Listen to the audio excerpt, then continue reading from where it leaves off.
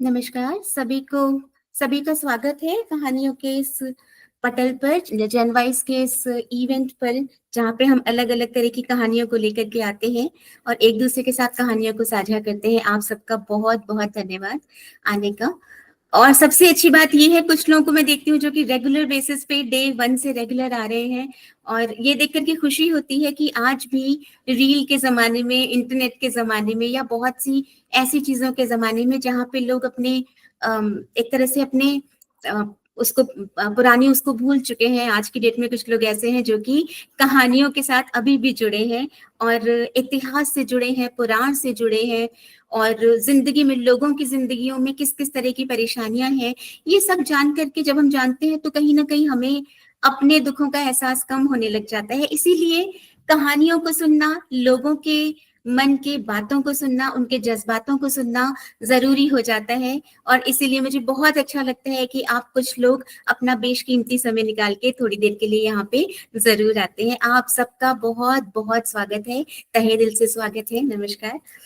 अगर कोई नया हो तो मैं बताऊं, मेरा नाम शैली है और मैं एक कहानीकार के रूप में यहाँ आप सबके सामने उपस्थित होती हूँ।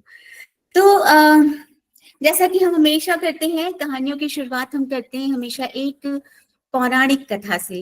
तो आज इसी तरह की एक पौराणिक कथा लेके आई हूँ। बड़ा खूबसूरत सा एक कृष्ण और रुक्मिणी जी के बीच का, किस तरीके से उनका विवाह हुआ, किस तरीके से उनके संबंध बने, उनको लेकर के एक छोटा सा एक कहानी है जिसे मैं आप सबके सामने आज रखना चाहती हूँ।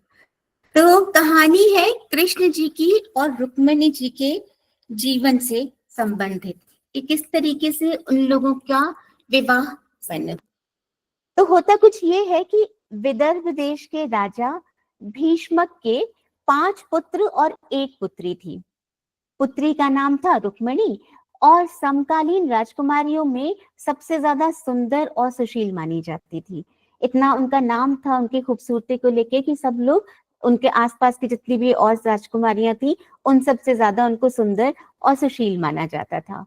अब वो सुंदर थी और सुशील थी, तो उनसे विवाह करने के लिए भी बहुत से राजा और राजकुमार आए दिन विदर्भ राजधानी की यात्रा करते रहते थे। जैसे होता है ना, जब हमें अभी भी ऐसा होता है कि हमें पता चलता है किसी खूबसूरत स्त्री के बारे में, लड़की के बारे में, तो उनके घर के आसपास कुछ राजकुमार, प्रिंस लोग मंडराने लग जाते हैं। ऐसे ही उनके साथ भी होता था। वो तो रानी थी, उस समय राजकुमारी थी। तो क्या होता है, उन दिनों इनकी खूबसूरती के तो अलग चर्चे थे, साथ साथ ही कृष्ण जी के रूप, सौंदर्य, उनके गुणों के और उनके पराक्रमों की गाथाएं पूरे भारत खंड में गूंज रही थी। इतना ज्यादा उनके बारे में अब चर्चित हो चुका था। उन्होंने बहुत कुछ, ब्रिज में रह के, वृंदावन में रह करके, उसके बाद उन्होंने कंस का वध किया था। तो उनके पराक्रम की कहानी, उनके अंदर का जो ईश्वरत्व की कहानी थी, वो लोगों तक अब पहुंचने लग गई थी। और कृष्ण जी भी अब सब उनके बारे में जानने लग गए थे, उनके पराक्रम के बारे में। तो राजकुमारी रुक्मिणी ने भी अपनी किशोरावस्था से ही कृष्ण के संबंध में बहुत कुछ सुना था। छोटी सी थी, उन्होंने बहुत कुछ सुना था कृष्ण के बारे में। इसलिए उनके मन में कृष्ण के लिए एक विशिष्ट स्थान बन गया था, एक अलग सा स्थान बन गया था। फिर जैसे जैसे वो बड़ी हुई, वो युवती बन गई, तो उन्होंने ये अनुभव किया कि तीनों लोक में कृष्ण से श्रेष्ठ वर उनके लिए कोई हो ही नहीं सकता। कृष्ण से ज्यादा अच्छा वर उनके लिए कोई नहीं हो सकता। इसलिए मन ही मन उन्होंने कृष्ण को अपना पति मान लिया था। यही हमने आगे जाके सुना कि ऐसे ही मीराबाई भी थी, वो काफी आगे की बात हुई। लेकिन कृष्ण जी के बारे में जितना हम सुनते हैं, उनके बारे में जितना हम जानते हैं, उतना ज्यादा हम सब, इवन टुडे, हम सबके मन में उनके लिए एक अलग तरह का, विशिष्ट प्रकार का प्रेम उमड़ता है।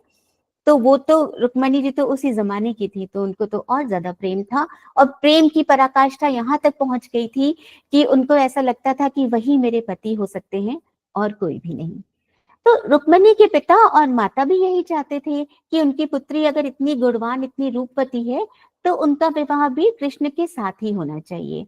लेकिन समस्या, जैसे कि हर लव स्टोरी में आती है, यहाँ पे भी थी कि रुक्मिणी के बड़े भाई रुक्मी की मित्रता शिशुपाल और जरासंध जैसे उन राजाओं के साथ थी जो कृष्ण को अपना सबसे बड़ा शत्रु मानते थे। क्यों मानते थे शत्रु? क्योंकि कंस वध हुआ था, तो कंस के ये मित्र हुआ करते थे। तो जब कंस से इनकी शत्रुता हुई, तो साथ में जरासंध से और शिशुपाल से कृष्ण की भी शत्रुता हो गई। तो इनके ब्रदर जो थे, भाई थे रुक्मी, वो उनके मित्र हुआ करते थे। अब कई बार ये सारे राजाओं थे, इन राजाओं को कृष्ण के हाथों कई बार पराजय का सामना करना पड़ा था, लेकिन उसके बाद भी जो उनके मन में शत्रुता की आग थी वो बुझ नहीं पा रही थी। तो जब रुक्मी को यह पता चला कि उनकी बहन कृष्ण के साथ विवाह करना चाहती है और उनके माता पिता भी इसको लेकर के सहमत हैं, तो उसने एक दिन राजसभा में घोषणा कर दी कि कुछ भी हो जाए मेरी बहन का जो विवाह है वो कृष्ण के साथ नहीं होगा, बल्कि मैंने अपनी बहन रुक्मिणी का विवाह चेदी वंश के राजा शिशुपाल के साथ कर दिया है, तय कर दिया है।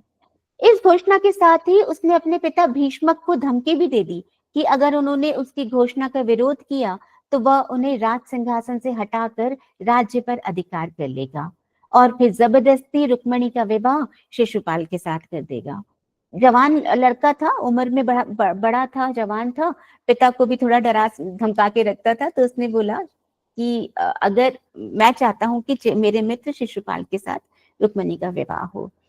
अब राजा भीष्मक को अपने राज्य जाने की तो उतनी चिंता नहीं थी जितना उनको अपने परिवार के कल्याण की चिंता थी। तो वो अच्छी तरह जानते थे कि रुक्मी जब राजा बन जाएगा तो राज्य की वही हालत हो जाएगी जो शिशुपाल और बाणासुर जैसे अत्याचारी और निरंकुश राजाओं के राज्य की है। उनको पता था मेरा बेटा अगर आ गया राज्य में तो अपने मित्रों के साथ, जैसे इसके मित्र हैं उसी तरीके से ये भी होगा, तो ये भी इसी तरीके से अपने राज्य को चलाएगा। तो उन्होंने ये सब सोच के उन्होंने रुक्मी की घोषणा का उस समय कोई विरोध किया नहीं और वो चुप रहे। अब रुक्मी ने उसी समय कुल पुरोहित से विवाह की तिथि भी निश्चित कराई और शिशुपाल के पास संदेश भी भिजवा दिया कि वह अपने मित्र राजाओं को बारात में लेकर आए और राजकुमारी रुक्मिणी को का विवाह करके उनको ले जाए। इतना ज्यादा वो आगे बढ़ गया कि उसने पंडित को भी बुला करके मुहूर्त भी निकलवा लिया, डेट भी निकलवा लिया और अपने आप सबको मतलब अपनी तरीके से संदेश भी भिजवा दिया, इनविटेशन भी दे दिया। जब रुक्मिणी को अपने बड़े भाई की इस करतूत का पता चला तो वो बहुत दुखी हुई और उसने मन ही मन कृष्ण को अपना पति मान ही लिया था। और यह आर्य कन्याओं के धर्म के विरुद्ध था कि जिसे वो एक बार पति के रूप में वरण कर ले, उसके रहते वो किसी और को अपना पति बनाए। अगर उन्होंने मन ही मन कृष्ण को अपना पति मान लिया था तो किसी और को अपने पति रूप में देखना उनकी कल्पना के भी विरुद्ध था।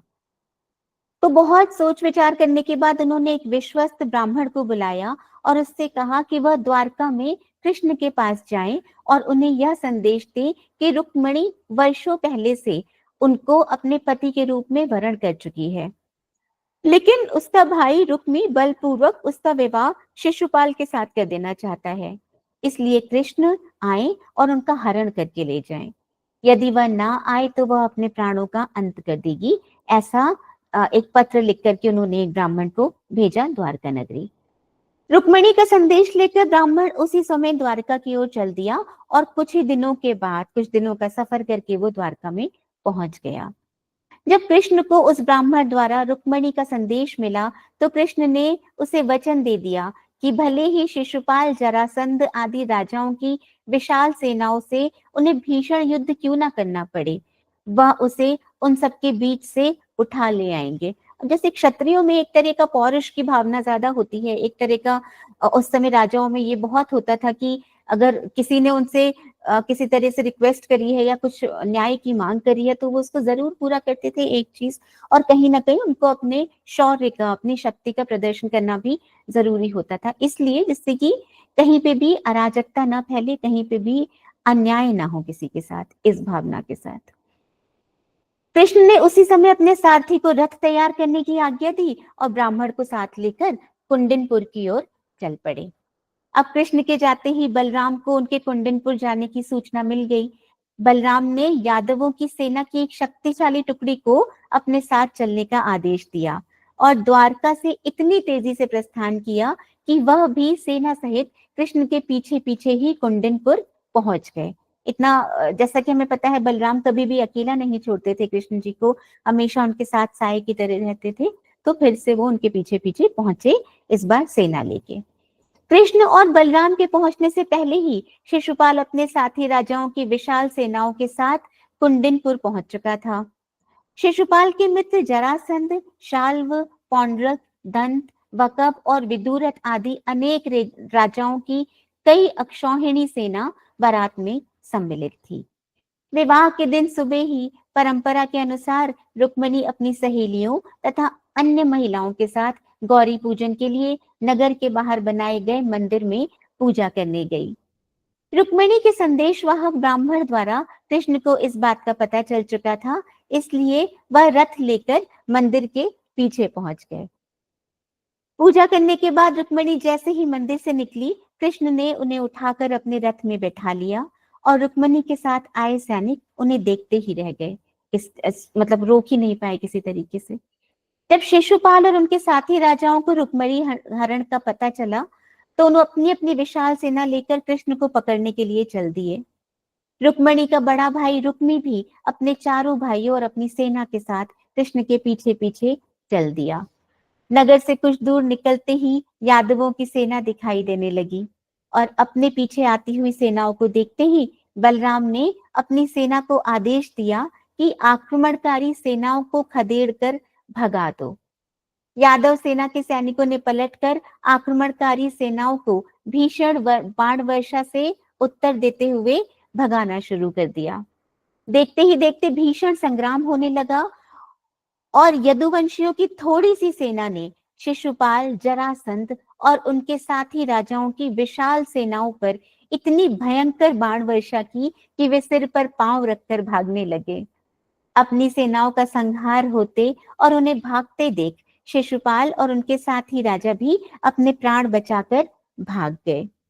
शिशुपाल और उनके साथी राजाओं की सेनाओं को पीठ पर दिखाकर भागते देख रुक्मी के क्रोध की कोई सीमा न रही और वह अकेले ही कृष्ण का पीछा करने लगे। कृष्ण रुक्मी से युद्ध नहीं करना चाहते थे, लेकिन जब रुक्मी ने अपशब्द कहते हुए उन पर आक्रमण कर दिया, तो विवश होकर कृष्ण को शस्त्र उठाने पड़े। देखिए कितनी खूबसूरत बात है कि पत्र में रुक्मिणी ने ये कहा था कि मुझे यहाँ से भगा के ले जाओ, तो उनकी बात का पालन करते हुए उन्होंने बस इतना ही प्लान किया था कि मैं रुक्मिणी को भगा करके ले आऊंगा। लेकिन जब आगे बाकी लोगों ने उनके जो विरोधी लोग थे, उन्होंने ही युद्ध प्रारंभ किया, तो बीइंग क्षत्रिय थे, वो भी अपनी बात से पीछे नहीं हटे और उन्होंने भी पूरी तरीके से युद्ध को अंजाम दिया। और किस तरीके से अंजाम दिया कि पलक झपकते ही रुक्मी के रथ के घोड़े और सारथी को मार डाला। रुक्मी भी उनके बाणों से घायल हो गया। कृष्ण ने तलवार संभाली और झपट कर रुक्मी को पकड़ लिया और उसी के उत्तरीय से उसके हाथ पैर बांधने के बाद उसके सिर तथा दाढ़ी मूछों के बाल जगह जगह से मूड़ कर उसे कुरूप बना लिया। अब क्योंकि वो उनके साले होने वाले थे, शादी होने वाली थी उनकी बहन से, तो उनको मारा नहीं, लेकिन उनके साथ एक अपमानजनक, तो उनको अपमान तो दे ही दिया एक तरह से। रुक्मी यह प्रतिज्ञा करके कृष्ण से युद्ध करने चला था कि अगर वह अपनी बहन रुक्मिणी को कृष्ण के हाथों से छुड़ाकर नहीं लाया, तो कौंडनपुर में नहीं लौटेगा।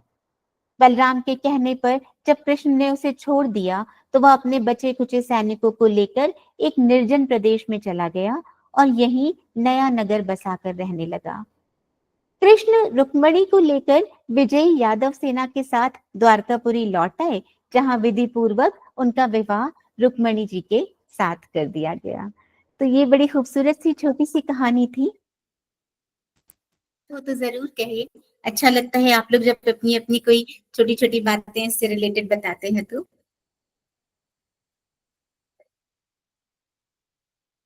मुझे भी सच बताऊं तो मैं साहित्यिक कहानियां पढ़ती हूँ। एनपी सर आप हंस रहे हैं क्यों, किस बात पे? मैं भी साहित्यिक कहानियां पढ़ती हूँ, लेकिन सच बताऊं पौराणिक कहानियां मैंने भी अभी जब से मैंने यहाँ पढ़ाना मतलब आना शुरू किया है, तभी कुछ समय से ही पढ़ रही हूँ। मुझे बड़ा मजा आ रहा है सुनकर के, क्योंकि इतना ज्यादा मेरा भी एक्सपोजर नहीं था पौराणिक कहानियों को लेकर के, लेकिन सब बड़ी इंटरेस्टिंग। और मैं क्या देखती हूँ जी सुषमा जी, मैं क्या देखती हूँ कि हर कहानी का ना सिर्फ कहानी नहीं है, उसके पीछे कोई ना कोई गहन संदेश छुपा होता है, जैसा कि हम समझते थे। लेकिन पौराणिक कहानियों को पढ़ने का अलग ही मजा है। सुषमा जी क्या कहना चाहेंगे आप? कह रही हो कि आपने महाभारत पढ़े हैं कि नहीं? नहीं, वैसे तो पढ़ा है, छोटी छोटी ऐसे पूरी महाभारत भी पढ़ी है, उसके छोटे बहुत। छोटे पीसेस भी पढ़े, लेकिन ऐसे याद हाँ, इतना नहीं होता। जी याद आगे नहीं थोड़ा रहता है। हाँ बहुत। जी हाँ हाँ, मैंने तो देखी भी, सीरियल में पढ़ी भी है। हाँ बड़ी जी। मजा आता है। अच्छा, जितनी बार सुनो उतना अच्छा लगता है, हाँ, नया लगता है। और मैं तो हैरान हूँ, इतने प्रसंग हम लोगों ने सुने हैं, क्योंकि जैसे सीरियल्स देखते हम्म। थे या पढ़ते थे या कहीं ना कहीं, हाँ, उसके बाद भी कुछ ना कुछ नया निकलता ही रहता है। तो इतना निकल हमारा आता है। बृहद पुराण है, हमारे पास पौराणिक कथाएं इतनी ज्यादा हैं बहुत कि अच्छा। कहीं ना कहीं से नया नया कुछ निकलता है। तो ये कहानी मुझे पता है कि लोगों ने सुनी है, क्योंकि एक जनरल है ये, लेकिन मैंने पहली बार पढ़ी थी और मुझे मजा आया सुन के कि किस तरीके से अच्छा। है। तो आगे बढ़ाते हैं इसी को। आज मैं लेकर के आई हूँ मिथिलेश्वर जी, अगर आप लोगों ने सुना हो, एक बहुत अच्छे हिंदी के राइटर हुआ करते थे। उनकी एक कहानी लेकर के आई हूँ मिथिलेश्वर जी की, तो उसको हम पढ़ते हैं अभी। कहानी का नाम है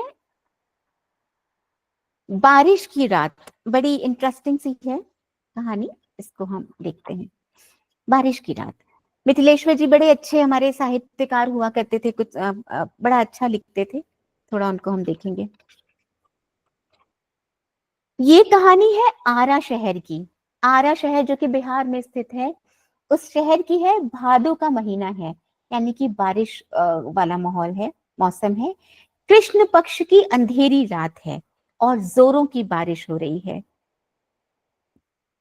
हमेशा की भांति बिजली का गुल हो जाना स्वाभाविक है, और रात के गहराने और सूनेपन को और सघन और भयावह बनाती बारिश की तेज आवाज है। अंधकार में डूबा शहर तथा अपने घर में सोए दुबके हुए लोग। लेकिन सचदेव बाबू की आंखों में नींद नहीं। अपने आलीशान भवन के भीतर अपने शयन कक्ष में बेहद आरामदायक बिस्तरे पर अपनी पत्नी के साथ वो लेटे हुए थे। पर लेटने भर से ही तो नींद नहीं आती। नींद के लिए जैसे निश्चिंतता और बेफिक्री की जरूरत होती है, वह तो उनसे कोसों दूर थी। हालांकि यह स्थिति सिर्फ सचदेव बाबू की ही नहीं थी, पूरे शहर पर खौफ का यह कहर था। आए दिन चोरी, लूट, हत्या, बलात्कार, राहजनी और अपहरण की घटनाओं ने लोगों को बेतरह भयभीत और असुरक्षित बना दिया था। कभी रातों में गुलजार रहने वाला उनका यह शहर अब शाम गहराते ही शमशानी सन्नाटे में तब्दील होने लगा था। अब रातों में सड़कों और गलियों में नजर आने वाले लोग शहर के सामान्य और संभ्रांत नागरिक नहीं होते थे, बल्कि संदिग्ध लोग होते थे। कब किसके साथ क्या हो जाए, ये बात सोच के सब लोग आतंकित रहते थे। जब इस शहर में अपना घर बनवा रहे थे सचदेव बाबू, तब वो बहुत प्रसन्न थे कि बड़े बड़े शहरों, महानगरों के दम घोटू, विषाक्त, अजनबियत और छल छद्मी वातावरण से अलग इस शांत, सहज और निश्चल निर्दोष गवई शहर में बस रहे हैं। वो बड़े खुश थे कि बहुत बड़े बड़े महानगरों को छोड़ के मैं इस छोटे से शहर में आ रहा हूँ, जहाँ पे अभी भी गांव का सा माहौल बचा हुआ है। लेकिन अब तो महानगर की अजनबियत की अपेक्षा यहाँ की भयावहता ने बुरी तरह से त्रस्त और परेशान कर दिया था उन्हें। ये बरसाती रातें तो उन्हें बर्बादी और तबाही का साक्षात संकेत जान पड़ती थीं। इन्हें इसे दुर्योग कहें या विडंबना, कि जिस बात को लेकर आदमी आशंकित बना रहता है, कभी कभी वह बात घट ही जाती है। हम सबने देखा होगा, जिस बात से हम डरते हैं वो चीज कभी ना कभी हो जाती है। ऐसा ही हुआ सचदेव बाबू को भी लगा। इस अंधेरी तूफानी बरसात रात में जिस बात को लेके वे डर रहे थे, सचदेव बाबू, उसका आभास भी अब उन्हें होने लगा था। जैसे हम डरते हैं ना कभी कभी रात में कि भूत आ जाएगा, भूत आ जाएगा, तो सच में किसी ना किसी फॉर्म में, किसी नॉर्मल चीज में हमको भूत दिखने भी लग जाता है। तो सचदेव बाबू को अब ऐसा डर का आभास होने लगा। उन्हें ऐसा लगा कि गेट फांद कर उनके दरवाजे पर कोई चढ़ आया है। बस उनके कान खड़े हो गए। वे उस आगंतुक की आहट लेने लगे। उनकी शंका सही थी। अब दरवाजे पर थपथपाहट की आवाज भी आने लगी थी। सचमुच कोई आ धमका था। कोई चिल्ला रहा था। बाहर से आवाज आ रही थी, खोलिए साहब, मैं हूं यदु मिस्त्री। अब सचदेव बाबू की पत्नी ने दबी जबान में उनसे पूछा, कौन है यह यदु मिस्त्री? उन्होंने भी दबी जबान में ही आवाज दिया, राजमिस्त्री है, इस मकान में काम कर चुका है। ठेकेदार के साथ आने वाले मिस्त्रियों में एक यह भी था। तो इस समय क्यों आया है? यह सब राजमिस्त्री और मजदूर अच्छे नहीं होते, घर के भेदिया होते हैं। घर के अंदर बाहर सब कुछ इनका देखा जाना होता है। अपनी शंका व्यक्त की उन्होंने। जवाब में सचदेव बाबू ने भी उनकी शंका को अपनी सहमति प्रदान की और बोला, पिछली चोरी में इस घर के मजदूर मिस्त्रियों का ही हाथ था। छत से बिना सीढ़ी के आंगन के रास्ते उतरने का तरीका उनके सिवा किसी को ज्ञात नहीं था। अब यदु मिस्त्री की पुकार और थपथपाहट की आवाज जारी थी। चिल्ला रहा था वो, शोर कर रहा था और कहता है, सो गए हैं क्या साहब? हाकिम, इंजीनियर साहब, मैं यदु मिस्त्री हूँ, यदु। वो चिल्ला रहे क्योंकि बारिश में आवाज भी तेज है, बाहर शोर भी है बादलों का, बारिश का। तो वो चिल्ला चिल्ला के बोल रहा है कि क्या आप सो गए हैं? दरवाजा खोलिए, मैं हूँ यदु मिस्त्री।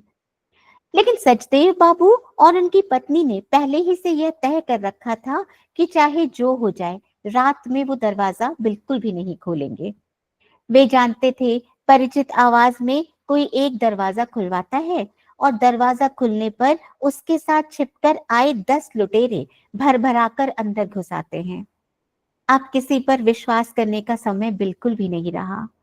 मुसीबत और परिचय के नाम पर ही तो सब कुछ होता रहा है। उन्हें यदु की बातों में हरगिज नहीं आना है। ठीक इसी समय उनकी पत्नी ने कहा, अपने मित्रों, रिश्तेदारों और पुलिस को फोन क्यों नहीं करते हो?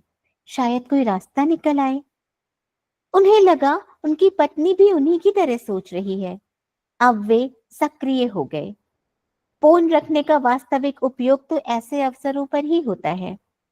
लेकिन ये लुटेरे भी कम चतुर नहीं होते। लूट के लिए आने से पूर्व फोन आदि के कनेक्शन काट चुके होते हैं। कहानी उस जमाने की है जब मोबाइल फोन नहीं था और एक लैंडलाइन फोन का सहारा होता था। लेकिन सचदेव बाबू को ऐसा लग रहा था कि ये लोग इतने चालाक होते हैं कि आने से पहले, ऐसी योजना को सरंजाम करने से पहले, ये लोग टेलीफोन के तार को भी, कनेक्शन को भी काट देते हैं। पर सचदेव बाबू को डूबते को तिनके के सहारे की भांति फोन का कनेक्शन ठीक मिला। बस वे डायल घुमा, सजग सतर्क हो अपनी इच्छित जगहों पर तत्क्षण बोल उठे धीमी आवाज में, ताकि बाहर यदु को उनकी आवाज सुनाई न पड़े। वैसे ही उनके शयन कक्ष और कमरों की बनावट ऐसी थी कि बंद दरवाजों और खिड़कियों से भीतर की आवाज बाहर नहीं पहुंच पाती थी। लेकिन फिर भी सचदेव बाबू को डर तो था ही। इधर बाहर दरवाजा थपथपा रहा था और आवाज लगा रहा यदु मिस्त्री बारिश में पूरी तरह भीगा हुआ था। उसके कपड़े बदन से चिपक गए थे और माथे के बेतरतीब बालों से पानी की बूंदें टप टप चू रही थीं। वह कुछ हाँफ भी रहा था। बारिश में भीगते और दौड़ते हुए ही वह यहाँ आया था। अपनी घरवाली को आज ही दोपहर अपने गांव से यहाँ शहर के अस्पताल में लाया था। उसके पेट के दर्द का एकमात्र इलाज डॉक्टर ने ऑपरेशन बताया था।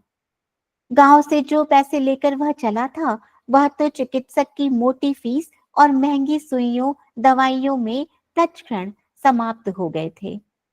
फिलहाल कुछ रुपयों की उसे सख्त आवश्यकता थी। गांव जाकर रुपए लाने का समय भी तो उसके पास नहीं था। इस स्थिति में सहसा उसका ध्यान सचदेव बाबू की ओर चला गया था। सचदेव बाबू के मकान में लंबे समय तक काम कर चुका था वह। उनके मकान निर्माण के लिए ही उसे गांव से बुलवाया था ठेकेदार ने। शहर के मिस्त्रियों से ज्यादा काम करता था वह। नींव से लेकर छत ढलाई और प्लास्टर फिनिशिंग तक इस मकान में कर चुका था वह। इस घर की एक एक ईंट से वह परिचित था। कई जगह सचदेव बाबू जैसा चाहते थे, उनकी बात ठेकेदार नहीं समझ पाता था, लेकिन मिस्त्री होने के चलते वह जल्द ही समझ जाता था। यह देख सचदेव बाबू उस पर खुश हो उठते और ठेकेदार से कहते थे, इस मिस्त्री को यहाँ से मत हटाना, इसे काम की अच्छी जानकारी है और यह परिश्रमी भी है। त्योहारों पर तो वे अपनी ओर से उसे अक्सर बख्शीशें भी दिया करते थे और लंच के लिए आए अपने खाने में से सब्जी और अचार आदि उसे भी प्रदान करते रहते थे। ठेकेदार का काम समाप्त होने पर भी बचे हुए शेष कार्य के लिए उन्होंने उसे अपने यहाँ कायम रखा था। अपने प्रति उनके इस आकर्षण ने ही इस तूफानी रात में उसे यहाँ तक पहुंचा दिया था। उनसे प्रार्थना कर कुछ रुपए मांग लेगा वह, वे ना नहीं करेंगे, फिर गांव लौटते ही उनके रुपए पहुंचा चुका देगा, ऐसा यदु मिस्त्री ने मन ही मन संकल्प किया था। अब चूंकि यदु ने ही घर बनाया था, उसको पता था कि बाहर के गेट से आवाज अंदर नहीं पहुंचती, इसीलिए गेट फांद कर बालकनी में मुख्य दरवाजे के पास आकर के वो अपनी आवाज लगा रहा था।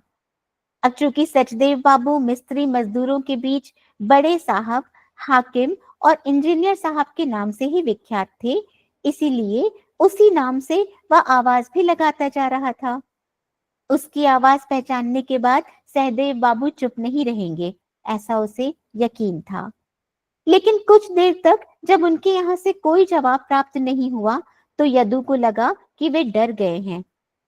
यह बात वह जानता था कि परिचित आवाज में लूटपाट की घटनाओं से अब किसी को किसी पर भरोसा नहीं रहा।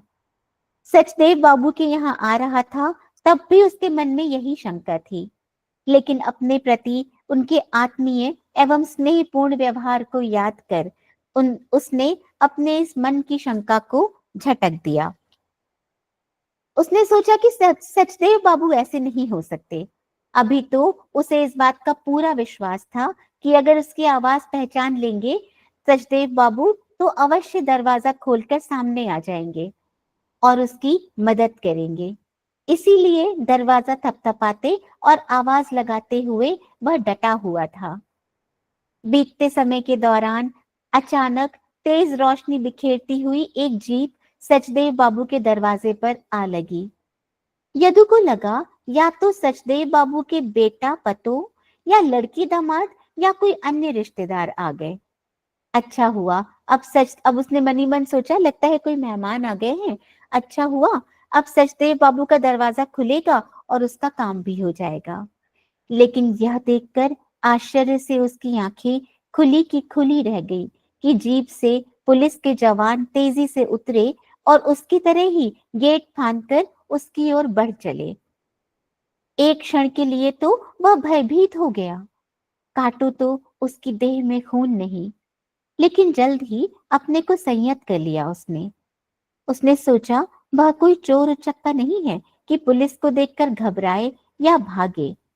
पुलिस किसी और की खोज में आई होगी या उसे कोई सुराग मिला होगा। ठीक इसी समय सचदेव बाबू दरवाजा खोलकर सामने आ गए। अपने गेट के पास आती हुई पुलिस की जीप उन्होंने खिड़की से ही देख ली थी। पुलिस इंस्पेक्टर ने उन्हें देखते ही कहा, हमने इसे ऐन मौके पर पकड़ लिया इंजीनियर साहब, लेकिन यह कह रहा है कि मैं राजमिस्त्री हूँ, साहब का घर मैंने बनाया है। मैं किसी मिस्त्री विस्त्री को नहीं जानता, बेतकल्लुफी से कह उठे सचदेव बाबू। यह सुन उनकी ओर मुखातिब होते हुए जोर देकर बोल उठा यदु, मैं यदु मिस्त्री हूँ बड़े साहब, यदु मिस्त्री, मुसीबत में फंसकर कुछ रुपयों के लिए आपके यहाँ आया हूँ। लेकिन उसकी बात को अनसुनी कर दिया सचदेव बाबू ने तथा अपनी ओर प्रश्नवाचक दृष्टि से ताकते इंस्पेक्टर से कह उठे, मैं इसे नहीं जानता। उनकी यह बात यदु के कलेजे में तीर जैसी लगी। कट कर रह गया वह। अपने कानों पर उसे विश्वास नहीं हुआ। उनसे पुनः ऊंची आवाज में कहा, मैं यदु मिस्त्री हूँ बड़े साहब, आपका चहेता यदु मिस्त्री। एक क्षण के लिए सचदेव बाबू के गले में आवाज फंसती सी जान पड़ी, लेकिन फिर जल्द ही गला साफ करते हुए उन्होंने इंस्पेक्टर से कहा, ठेकेदार के साथ आने वाले मिस्त्रियों को मैं नहीं जानता, उनमें से किसी को भी नहीं पहचानता। तो आप मुझे नहीं पहचानते? मैं मिस्त्री नहीं, चोर हूं। इस बार यद्दू की आवाज बदल गई थी और उसका पूरा बदन तन गया था। जवाब में इंस्पेक्टर ने उसे डांटते हुए कहा, चुप बदमाश, अकड़ रहा है। इस मोहल्ले में बहुत उत्पात मचा रखा था तूने, आज पकड़ में आया। और साथ के जवानों को आदेश दिया, ले चलो इसे। लेकिन इंस्पेक्टर की डांट के बावजूद करनी वसूला चलाने वाले उसके हाथ की मुट्ठियां कस गई तथा आग्नेय नेत्रों से सचदेव बाबू को घूरते हुए गरज उठा वह, तो आप मुझको नहीं पहचानते, मैं चोर हूं, तो अब उसी रूप में आऊंगा, अब उसी रूप में आऊंगा। धमकी देता है, चोरी और सीना जोरी दोनों। इंस्पेक्टर ने कसकर उसे एक हाथ लगाया।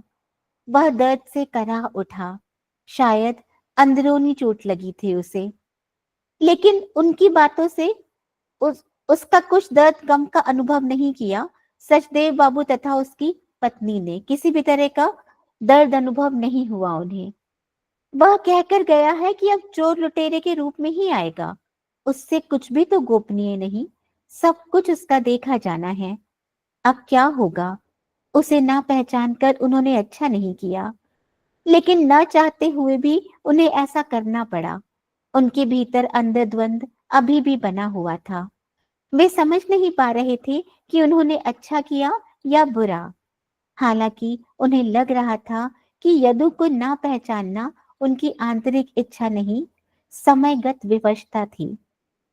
पुलिस द्वारा यदु को पकड़कर ले जाने के बाद दरवाजा बंद कर पुनः अपने शयन कक्ष में वे दोनों पति पत्नी आ गए।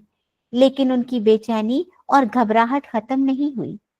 अशांति और उद्विग्नता पूर्ववत बनी रही। अपने मन को शांत सहज बनाने के लिए बिस्तर पर लेटकर वे पुनः सोने का उपक्रम भी करने लगे। लेकिन शांति और चैन कहाँ। यह ठीक है कि अब अपने दरवाजे पर वे यदु की दस्तक महसूस नहीं कर रहे थे, लेकिन अब तो उनके मन पर सीधे सीधे दस्तक दे रहा था यदु, जो दरवाजे की दस्तक से ज्यादा भयावह और कष्टदायक थी।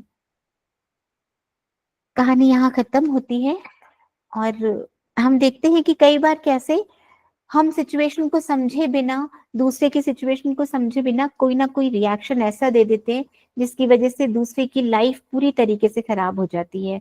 यदु अपनी वाइफ को लेके आया था, अपनी पत्नी को गांव से लेके आया था, अस्पताल में वो जूझ रही थी मौत से, वो वैसे ही परेशान था और अब उसको पुलिस भी पकड़ के ले गई। अभी वो एक बहुत बड़ी एक तरह से धमकी भी देके गया है, दर्द में आके तकलीफ में आकर के एक बहुत बड़ी धमकी भी दे करके गया है वो।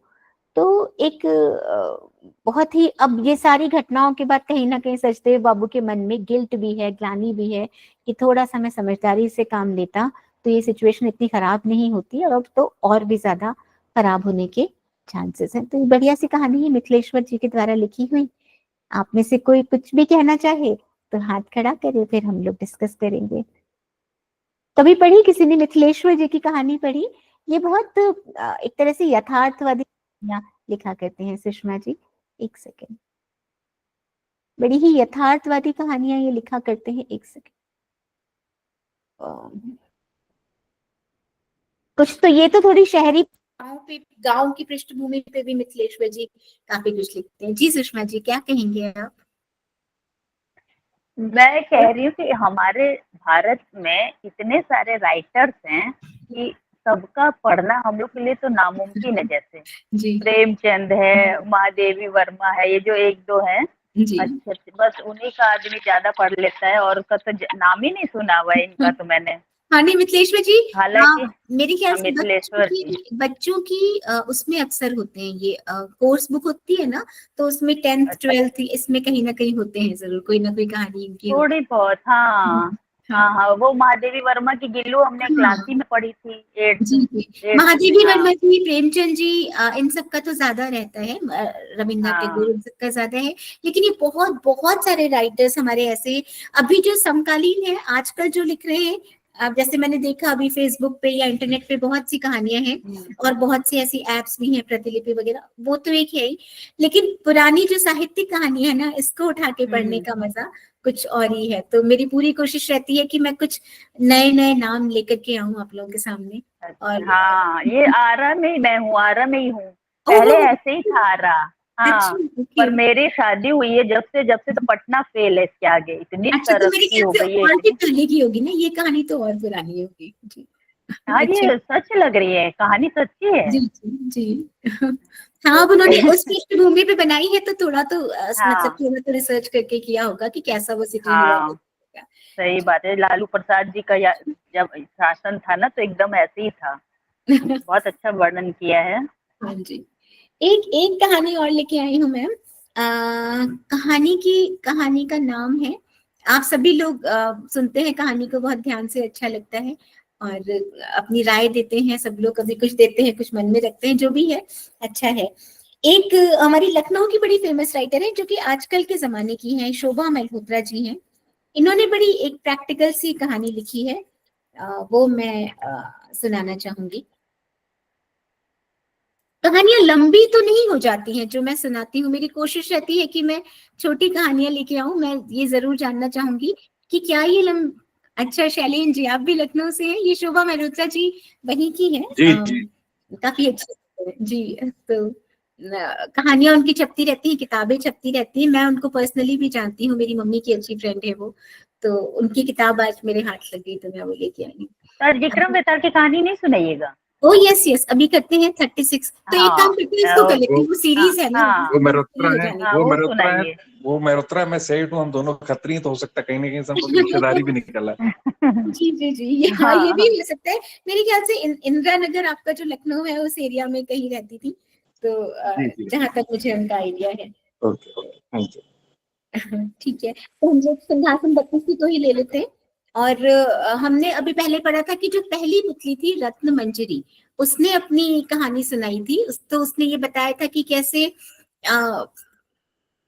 जो राजा थे, राजा विक्रमादित्य कितने ज्यादा अ, दानवीर थे। तो अगर उस लेवल का दान तुम कर सकते हो तब तो तुम्हें इस पे बैठने का हक है, इस सिंहासन पे, वरना नहीं है।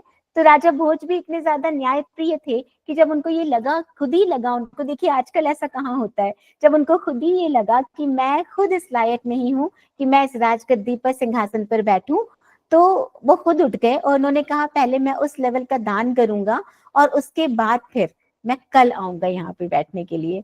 तो जब अगले दिन वो बैठने जाते हैं, अगले दिन जैसे ही राजा भोज ने सिंहासन पर बैठना चाहा, तो दूसरी पुतली बोली कि जो राजा विक्रमादित्य जैसा गुणी हो, पराक्रमी हो, यशस्वी हो, वही बैठ सकता है इस सिंहासन पर। दूसरी पुतली का नाम था चित्रलेखा। तो राजा ने पूछा विक्रमादित्य में क्या गुण थे? तो पुतली चित्रलेखा ने कहा, सुनो, एक बार राजा विक्रमादित्य की इच्छा योग साधने की हुई। अपना राजपाट अपने छोटे भाई भर्तृहरि को सौंपकर अंग में भभूत लगाकर वो जंगल में चले गए। उसी समय जंगल में एक ब्राह्मण तपस्या कर रहा था। देवताओं ने प्रसन्न होकर उस ब्राह्मण को एक फल दिया और कहा, जो इसे खा लेगा वह अमर हो जाएगा। ब्राह्मण ने वह फल को अपनी पत्नी को दे दिया। पत्नी ने उससे कहा, इसे राजा को दे आओ और बदले में कुछ धन ले आओ। देखिए गरीबी क्या कहती है कि अगर आपको अमरत्व भी मिले ना, तो आप उसको भी बेच करके, आप अमृत भी मिले उसको बेच के भी आप धन की इच्छा चाहते हैं, जरूरत ऐसी होती है। ब्राह्मण ने जाकर वह फल राजा को दे दिया। राजा अपनी रानी को बहुत प्यार करता था, उसने वह फल अपनी रानी को दे दिया। रानी का प्रेम शहर के कोतवाल से था, रानी ने वह फल उसे दे दिया। देखिए अडल्ट्री उस जमाने में भी चलती थी। कोतवाल एक वैश्या के पास जाया करता था, उसने वह फल वैश्या को दे दिया। वैश्या ने सोचा कि मैं अमर हो जाऊंगी तो भी पाप कर्म करती रहूंगी, अच्छा होगा कि यह फल राजा को दे दूं, वह जिएंगे तो लाखों का भला करेंगे। यह सोचकर उसने दरबार में जाकर वह फल राजा को दे दिया। फल को देखकर राजा चकित रह गए। उन्हें सारा भेद मालूम हुआ तो उन्हें बड़ा दुख हुआ। दुख हुआ क्योंकि उन्होंने बहुत प्रेम से अपनी पत्नी को दिया था, पत्नी ने कोतवाल को दे दिया क्योंकि उन पत्नी का प्रेम कोतवाल से था, कोतवाल का प्रेम वैश्या से था और वैश्या के द्वारा इनको वापस से फल मिला। उन्हें दुनिया बेकार लगने लगी राजा को। एक दिन वह बिना किसी से कहे सुने राजपाट छोड़कर घर से निकल गए। राजा इंद्र को यह मालूम हुआ तो उन्होंने राज्य की रखवाली के लिए एक दूत भेज दिया। ये सारी चीजें हो रही थी और राजा विक्रमादित्य की योग साधना भी साथ साथ चल रही थी। तो इधर जब राजा विक्रमादित्य की योग साधना पूरी हुई तो वह लौटे वापस। दूत ने उन्हें रोका। विक्रमादित्य ने उससे पूछा तो उसने सब हाल बता दिया। विक्रमादित्य ने अपना नाम बताया, फिर भी दूत ने उन्हें नहीं जाने दिया। उसने बोला, तुम विक्रमादित्य हो तो पहले मुझसे लड़ो। अब उस जमाने में क्या है ना, किसी के पास तस्वीरें तो हुआ नहीं करती थी, ना तो कोई सोशल मीडिया था, ना पिक्चर्स थी। तो लोग अगर राजा को उस पूरे प्रोटोकॉल्स के साथ नहीं देखते थे, पूरा सिंहासन उस पे आते हुए दल बल के साथ आते हुए नहीं देखते थे, साधारण वेशभूषा में देखते थे, तो राजा को ही नहीं पहचानते थे। तो वो भी साधारण सा एक सैनिक था, द्वारपाल था। उसने भी कहा कि मुझे पहले अपना परिचय दो, अगर तुम राजा विक्रमादित्य हो तो मुझसे लड़ो। अब दोनों में लड़ाई हुई और विक्रमादित्य ने उसे पछाड़ दिया। तो दूत ने बोला, मुझे छोड़ दो, मैं किसी दिन आपके काम आऊंगा। इतना कहकर पुतली बोली, राजन, क्या आप में इतना पराक्रम है कि इंद्र के दूत को हराकर उसको अपना गुलाम बना सके? इंद्र जो कि देवताओं के भी राजा हुआ करते थे, उनके दूत को पराक्रमी करके, पराक्रम मतलब उनके परास्त करके उनको अपना गुलाम बना लिया। क्या आप इतने ज्यादा शक्तिशाली हैं? अगर हैं तभी आप इस राजगद्दी पे, इस सिंहासन पे बैठने की हिम्मत करिएगा। तो ये सुनकर के राजा खुद भी, क्योंकि एक न्यायप्रिय राजा थे राजा भोज, उनको खुद भी लगा कि नहीं, मैं इस लायक नहीं हूँ, और उन्होंने वहां से प्रस्थान किया। तो ये उन्होंने कहा कि अब मैं कल दोबारा आऊंगा, जब मुझे ऐसा लगेगा कि मैं इस लायक हूँ तब मैं दोबारा यहाँ पे आऊंगा। तो ये कहानी इनकी। जी सुषमा जी, एक सेकेंड होल्ड कीजिए।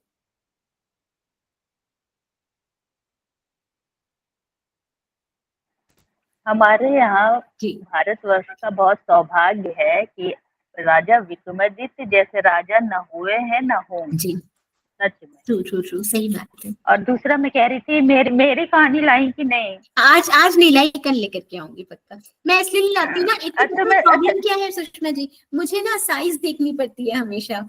एक तो ये हाँ, कि बहुत टाइम का। लंबी ना हो जाए, इसलिए छोटी है तो हाँ, बहुत सारी, करीब 4-5 किताबें हैं कहानियों की मेरे पास, उनकी अमृता जी की। तो मैं खरीद लूं क्या? कहाँ से, बुक स्टॉल से मिलेगी कि नहीं नहीं, मैं ऑनलाइन आपको मंगा लूं? सुनाऊंगी, आप खरीदिए मत, मैं आपको सुनाऊंगी जरूर। लेकिन बस ये है कि मुझे लगता है कहीं ज्यादा लंबी हो जाए तो लोग परेशान बहुत नहीं। बड़ी है, हाँ, बड़ी बड़ी। छोटी छोटी मैं ढूंढती रहती हूँ, इसीलिए मेरी कोशिश रहती है कि छोटी कहानियां, जब से मैं यहाँ आने अच्छा, लगी हूँ ना जेनवाइस पे। बोल बोल जी के सुनाने में तो छोटा हो ही जाता है, कहाँ पढ़ना और कहाँ बोलना। ठीक है। तो मुझे लगता है है कि बाकी नहीं? लोग बोर ना हो जाए, इसलिए थोड़ा छोटी छोटी कहानियां लाने की कोशिश करती हूँ। कल लेके आऊंगी पक्का, कल भी आना है। और कल ओके ओके। हो सकता है लॉ वाला है या इसका है, आई एम नॉट श्योर। अगर जो भी नहीं, अब कल आपका नेक्स्ट। नहीं है, बुध और फिर फ्राइडे है। मंडे, बुध, वेडनेसडे और फिर फ्राइडे, आपका 3 दिन है। ठीक है, मुझे भी याद हाँ। नहीं है, मैं देखूंगी, अगर कल जब भी होगा नेक्स्ट तो मैं लेकर के आती ठीक है, ओके ओके। हूँ। आज हमें शोभा मेहरोत्रा जी की सुन लेते हैं, ये भी थोड़ी इंटरेस्टिंग सी है, इसको भी जरा समझते हैं।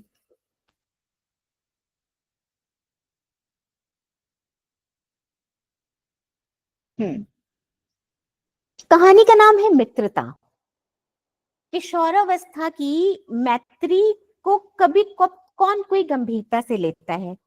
फिर लड़कियों की मैत्री तो 2 समय की सीढ़ियों पर फिसलते देर नहीं लगती, क्योंकि जैसे ही शादियां होती हैं लड़कियां अपने अपने घर चली जाती हैं। और उस जमाने की बात है जब बहुत ज्यादा मोबाइल नहीं होते थे, या तो लैंडलाइन है या चिट्ठियां हुआ करती हैं।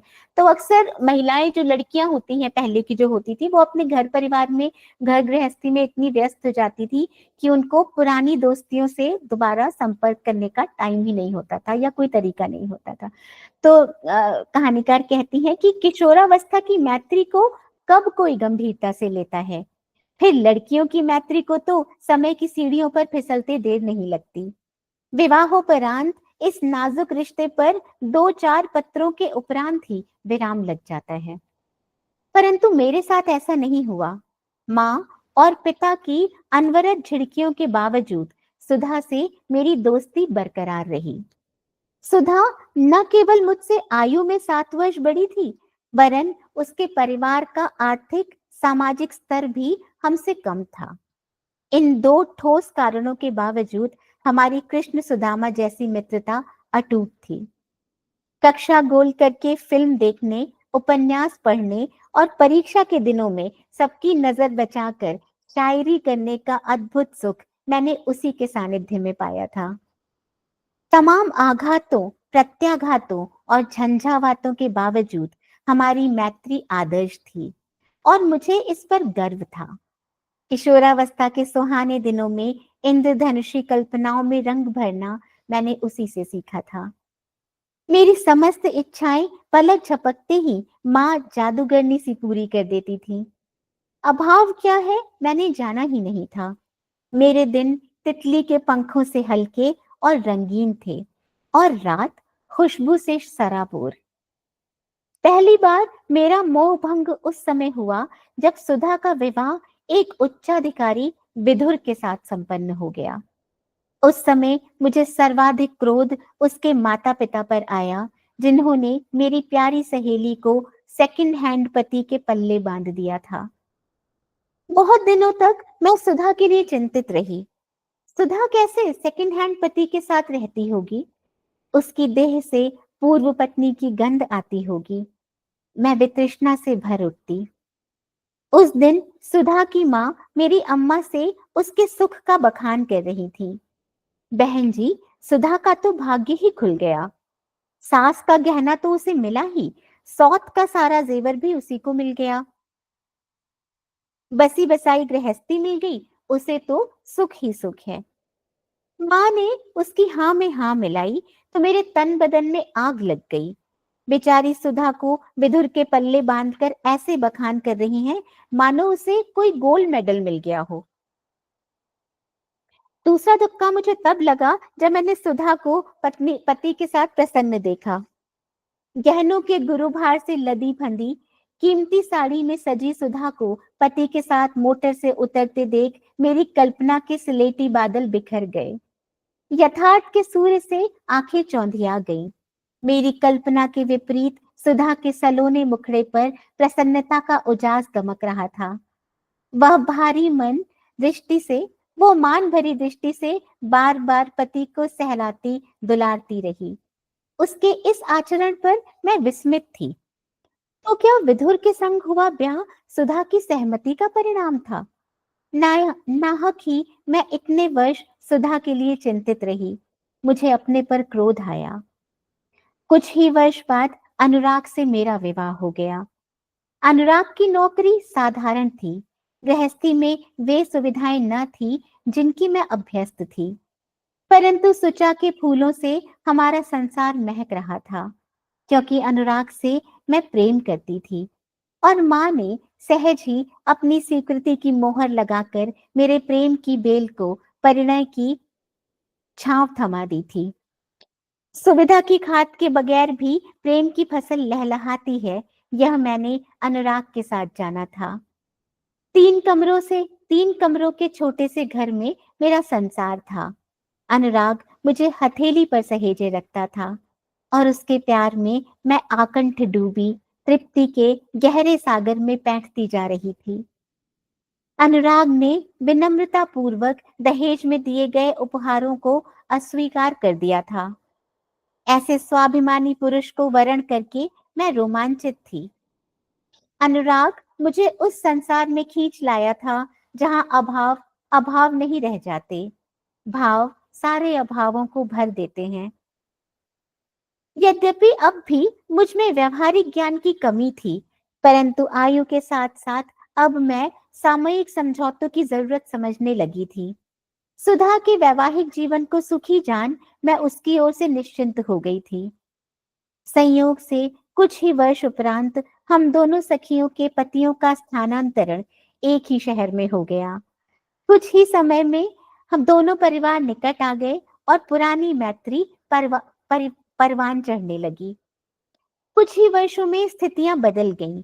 अब सुधा के घर में मेरे मायके जैसा वैभव था और मेरे घर में सुविधाएं न थी।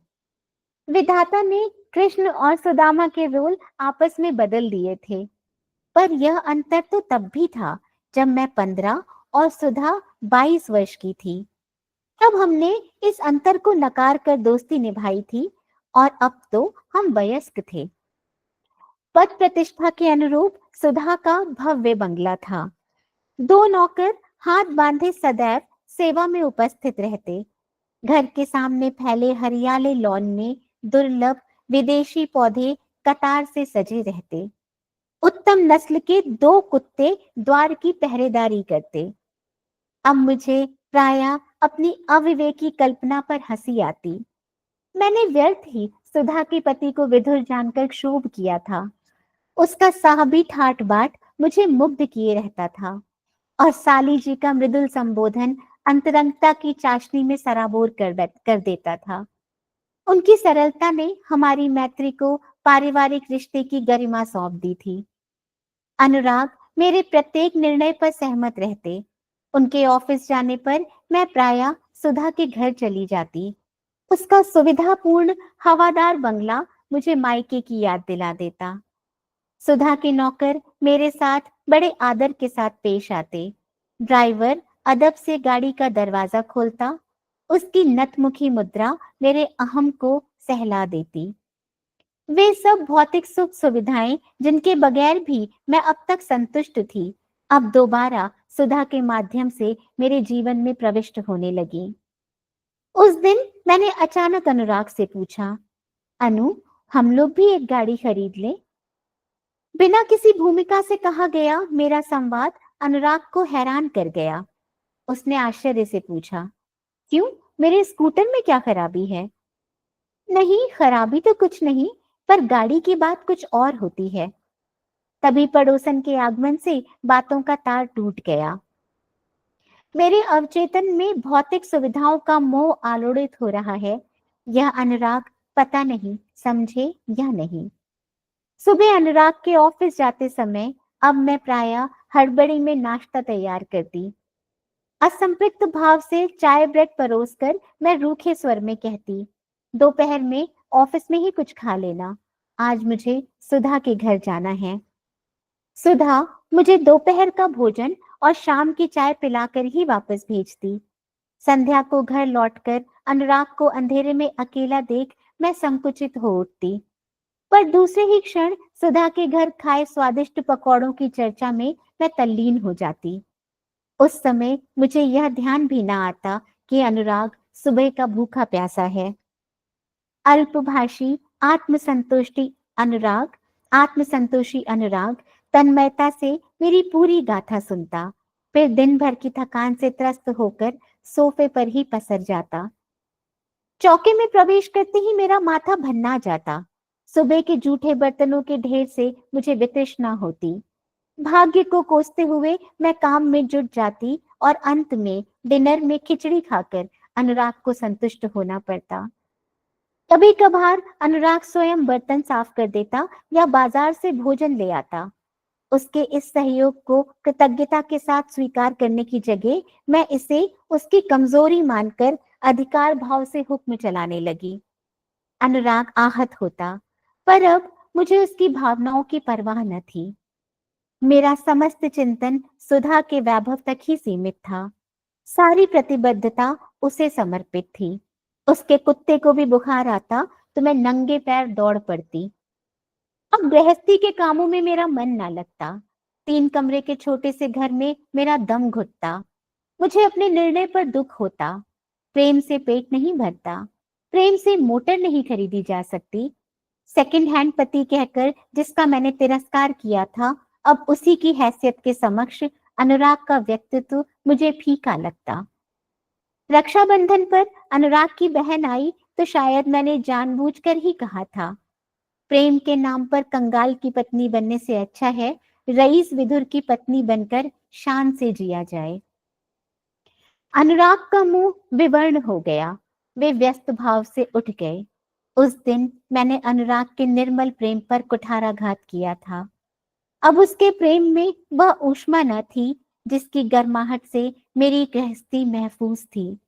अपने दंभ में मैंने उसकी अवहेलना की थी और वह अंदर ही अंदर सुलगने लगा था। उन्हीं दिनों अनुराग के वेतन का पुनर्निर्धारण हुआ और एरियर के रूप में उसे 20,000 रुपए प्राप्त हुए। स्वभाव अनुसार मैंने यह खबर भी सुधा को बता दी। तभी उसके पति ने कहा, पूनम, मैं गाड़ी खरीद रहा हूँ, कुछ रुपए कम पड़ गए हैं, तुम मुझे 20,000 दे दो तो काम बन जाएगा। अनुराग के समझाने के बावजूद मैंने दूसरे ही दिन रुपया सुधा को पकड़ा दिया। अपने इस कृत्य पर मेरा मन गौरवान्वित था। संपन्न सहेली के लिए कुछ कर पाने का सुख मुझे आह्लादित कर गया। सुधा के लिए कुछ कर पाने को मैं सदैव तत्पर थी। पिछले दिनों अनुराग के शैया आमंत्रण पर मैं फट पड़ी। तुम्हें शर्म नहीं आती ऐसे समय में प्रेमालाप करते? आज सुधा रो रही थी। उसके पति का स्थानांतरण पैसे वाली जगह से हटाकर सूखे विभाग में हो गया है। बेचारे कितने दुखी थे। अनुराग को इस बेवक्त के खटराक से क्रोध आ गया। उसने कड़े शब्दों में कहा, पूनम, तुम्हारे सिर पर हमेशा सुधा का भूत सवार रहता है। कभी अपने घर की भी फिक्र किया करो। मेरी सब कमीजों के बटन टूट गए हैं। बेटे के हिंदी में कम अंक आए हैं, उसे पढ़ाया करो। मुझे अनुराग की हृदयहीनता पर बड़ा क्रोध आया। कैसा मूर्ख है मेरा पति। मेरी बाल सखी पर विपदा आ पड़ी है, इसे कमीज के बटन दिखाई दे रहे हैं। मैंने अनुराग को आड़े हाथ लिया। कुंठित व्यक्ति हो तुम, उसकी संपन्नता से ईर्ष्या करते हो। अनुराग ने फिर बात आगे नहीं बढ़ाई और पिछली कई शामों की तरह उस दिन भी बाहर निकल गया। मैंने बच्चे की कॉपी किताब निकाली और देर रात तक उसे मार मार कर हिंदी पढ़ाती रही। सदे प्रहार के बिना कोई पत्थर आकार ग्रहण नहीं करता। सुरक्षित संरक्षित बचपन और स्नेहिल पोषित दाम्पत्य में मुझे कभी ठेस नहीं लगी थी। अतः किशोरावस्था वाली काल्पनिक उड़ान पर मन आठों पहर चढ़ा रहता। उसी दिनों मेरे बेटे असीम को पेट में दर्द रहने लगा। डॉक्टर को दिखाया तो उन्होंने बताया कि गुर्दे में कुछ तकलीफ है। दवा से उपचार न हुआ तो ऑपरेशन करना पड़ेगा। अनुराग तो बौखला गए। मुझे काटो तो खून नहीं। हमने उपचार में पैसा पानी की तरह बहाया, परंतु अंततः ऑपरेशन करवाना ही तय हुआ। हमने बच्चे को शहर के सबसे महंगे नर्सिंग होम में भर्ती करवा दिया। हमारे पास के पैसे समाप्ति पर थे, परंतु मुझे विशेष चिंता थी। ऑपरेशन के निर्धारित दिन मैं सुधा के घर बड़ी सुबह ही चली गई। सुधा, सरीन नर्सिंग होम में असीम का आज ऑपरेशन है। काफी रुपए लगेंगे। 25-30 हजार तो तुम मुझे अभी दे ही दो, बाकी पैसों की जरूरत होगी तो बता दूंगी, मैंने बड़े विश्वास से कहा। सुधा ने अलग कमरे में जाकर पति से मंत्रणा की और फिर मेरे हाथ में 2,000 के नोट पकड़ाकर मध्यम स्वर में बोली, पूनम, तुम्हें तो पता ही है तुम्हारे जीजा अब पैसे वाले विभाग में नहीं है। यह 2,000 रख लो, फिर देखा जाएगा। कैसी बातें करती हो सुधा? मेरे बेटे का ऑपरेशन है। यह कोई ऐसी आवश्यकता नहीं जिसे टाला जा सके। प्राइवेट नर्सिंग होम का खर्चा तुम्हें पता ही है। 500 रुपए प्रतिदिन का तो कमरा ही है। मैंने अपनी आवश्यकता का ब्यौरा सुधा को सुनाया। सुधा ने तटस्थ भाव से कहा, इतने महंगे नर्सिंग होम में ऑपरेशन करवाने की क्या जरूरत थी? आदमी को अपनी हैसियत के अनुसार इलाज करवाना चाहिए। वेदना से मेरा हृदय फटने लगा। इसी सुधा के लिए मैंने अपने पति और बच्चे की अवहेलना की, सोने सी गृहस्थी में आग लगाई और सुधा ने अपने स्वार्थ के उजले काले स्वेटर उतारने के लिए मेरा सलाइयों की तरह उपयोग किया। सलाइयों का उपयोग तभी तक रहता है जब तक स्वेटर पूरा नहीं होता। सलाइयों पर नर्म खुरदुरे ऊनों का फंदा कसा जाता है, परंतु स्वेटर के पूरा होते ही सलाइयां व्यर्थ हो जाती हैं। सुधा ने बेचारगी, उदासीनता और वेदना के कई कई स्वेटर मुझ पर बुनकर उतार दिए थे। फिलहाल उसे मेरी जरूरत नहीं थी, जब तक कि नए पुराने ऊन का अगला गट्ठर उसके पास इकट्ठा ना हो जाए। इस आघात से मेरा बहुत कुछ टूटा बिखरा, मगर वह रास्ता मुझे मिल गया जो मेरी मंजिल तक जाता था। कहानी बहुत गहरा संदेश देती है। दूसरों के दुख में दुखी हो, दूसरे की तकलीफ को समझें, दूसरों के दुख में उनका साथ दें, लेकिन अपने घर परिवार को, अपने प्रेम से बने हुए घर की अवहेलना करके दूसरों के दुख में दुखी होना और उनकी जगह जाना, उनकी सहायता करना, ये बहुत आज के जमाने में तो बिल्कुल भी ठीक नहीं है। और अब जहां हमें अपने घर में प्रेम मिल रहा है, वहां हमें प्रेम को पूरी तरीके से, प्रेम का जवाब प्रेम से देना चाहिए। ये एक बहुत खूबसूरत सी कहानी थी। तो इसी के साथ आज की कहानियां पूरी हुई। बहुत अच्छा लगा आप लोगों के साथ, हमेशा ही अच्छा लगता है, जितनी बार आती हूँ उतनी बार अच्छा लगता है। Thank you Shailen ji, thank you Sushma ji, NP sir, बाकी सब लोग, मैम, कुलविंदर मैम जी हैं शायद, हाँ जी, Kulwinder ma'am, Rajni ji, Sushma ji, thank you so much. आप सबका बहुत बहुत धन्यवाद। आप लोग आते हैं और कहानियों को सुनते हैं। फिर मिलेंगे दोबारा जब भी हमारा नेक्स्ट सेशन होता है, तो फिर से मुलाकात करेंगे जी। ठीक है, नमस्कार सर, नमस्कार मैम।